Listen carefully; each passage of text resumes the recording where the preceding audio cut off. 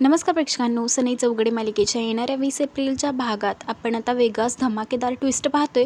तर यामध्ये आता आपल्याला असं पाहायला भेटतंय की शर्वरी आता तिचा जॉब सोडणार आहे, कारण इकडे जय तिला खूप सारं काही बोललेलं आहे आणि ते तिच्या खूपच मनाला लागलेलं आहे। त्यामुळे शर्वरीने एवढा मोठा निर्णय घेतलेला आहे। तर इकडे आता शर्वरी हिने साक्षी रिसर्च कंपनीचा आता रिपोर्ट तयार केलेला असतो आणि तो आता रिपोर्ट पूर्ण झाल्यावरती तो जयला द्यायचा आहे। मात्र जयने तिला वॉर्निंग दिलेली आहे की केबिनच्या आसपासही फिरकायचं नाही आणि फिरकायचं असेल तर ते पण परवानगीनेच फिरकावं लागेल। त्यामुळे शर्वरी ही तिची जागा सोडून कुठेच जात नसते आणि तेवढ्यातच ती आता इकडे मॅकला बोलवून घेते आणि त्यानंतर ती मॅकला बोलते की माझं नाव तुझ्याकडे एक काम आहे, तू करशील का? मॅक बोलतो हो, सांगा ना मॅडम काय काम आहे तुमचं? त्यावरती शर्वरी ही त्याला सांगते की मी हा रिसर्च रिपोर्ट तयार केलेला आहे, हा फक्त तुला सरांना जाऊन द्यायचा आहे। काय आहे ना, मीच दिला असता पण सरांना मुली आजूबाजूला आलेल्या चालत नाहीत, तुला तर माहितीच आहे ना तो शायनर किती तापलेला असतोय, त्यापेक्षा मला त्याच्या समोरच जायचं नाही आहे, उगाच रिस्क नको म्हणून मी हा तुझ्याजवळ देतोय, प्लीज माझ्यासाठी एवढं काम कर ना। आणि इकडे आता मॅक बोलतो की पण मी कसं देऊ सर, माझ्यावरती ओरडतील। असं बोलत असतानाच बरोबर शर्वरी त्याला समजवते आणि ते रिपोर्ट त्याच्या हातामध्ये देते। त्यानंतर मॅक हा आता जयकडे घेऊन जातो। जय हा काम करत बसलेला आहे आणि त्यानंतर जयला मॅक सांगतो की सर मी आत येऊ का?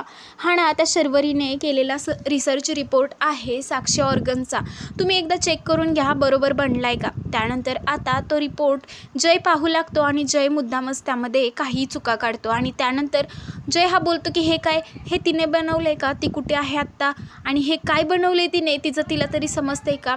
आणि त्यानंतर जय प्रचंड चिडतो आणि ते रिपोर्टचे पेपर घेऊन आता सरळ बाहेर तिच्याकडे निघून जातो।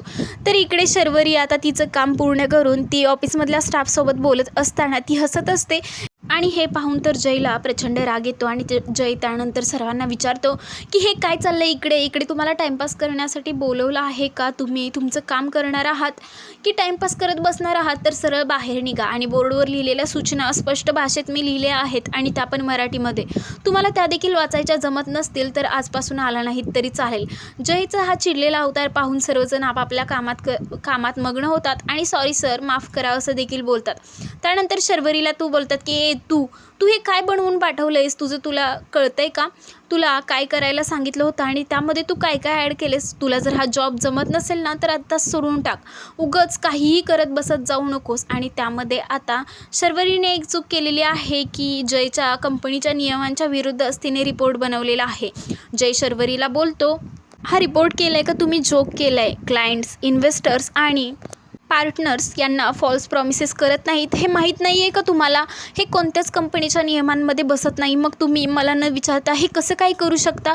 तुम्हाला जर हे काम जमत नसेल तर आजच सोडून टाका, उगाच तुमची लायकी नसताना इकडे काम करायची काहीच गरज नाही आहे। आता तो प्रचंड चिडलेला आहे शर्वरीवरती आणि शर्वरीला सारखी तिच्या चुकीची जाणीव करून देत आहे आणि शर्वरीला दाखवून देत आहे की कशी तू या कामासाठी योग्य नाही आहेस।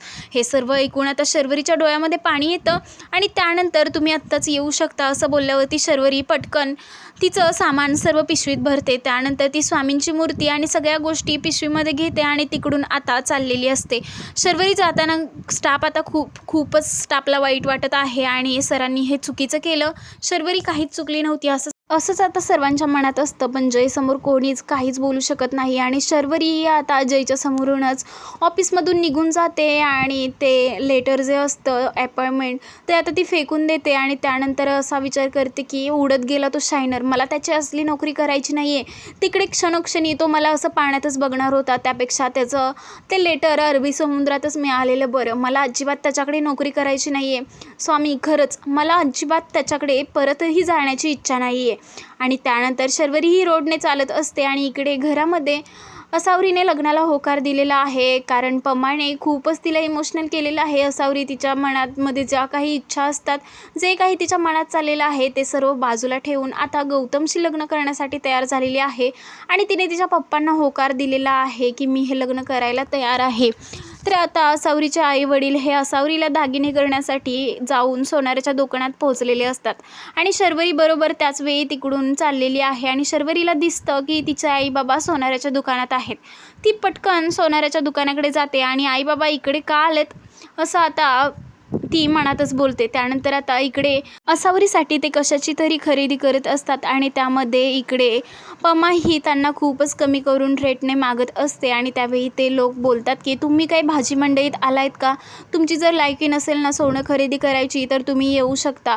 आम्ही काही इकडे भाजी मंडई टाकलेली नाही. असं आता खूप सारं पमाला आणि तिच्या नवऱ्याला बोललं जातं. हे पाहून शर्वरीला खूप वाईट वाटतं की पैसा आपल्याजवळ असेल तरच सर्व गोष्टी आपण आपल्या मनासारख्या करू शकतो आणि ती आता स्वामींच्या जवळ जाते. स्वामींच्या मंदिरामध्ये गेल्यानंतर ती आता स्वामींच्या पुढे हात जोडते आणि बोलू लागते की स्वामी, गरिबाला जगण्याची मुभा नाही आहे का? गरिबाला मनासारखं जगता येत नाही आहे का?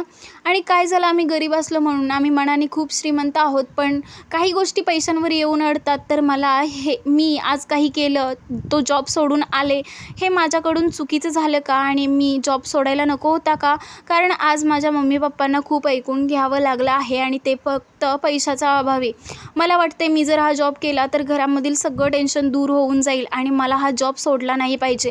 असं आता शर्वरी मनामध्ये ठाम विचार करते आणि उद्या पुन्हा जयच्या कंपनीमध्ये, जयच्या ऑफिसमध्ये पुन्हा ती कामाला जाणार असते आणि आता रोजच तिकडे काम करणार आहे. असा आता तिने ठाम निर्णय घेतलेला आहे.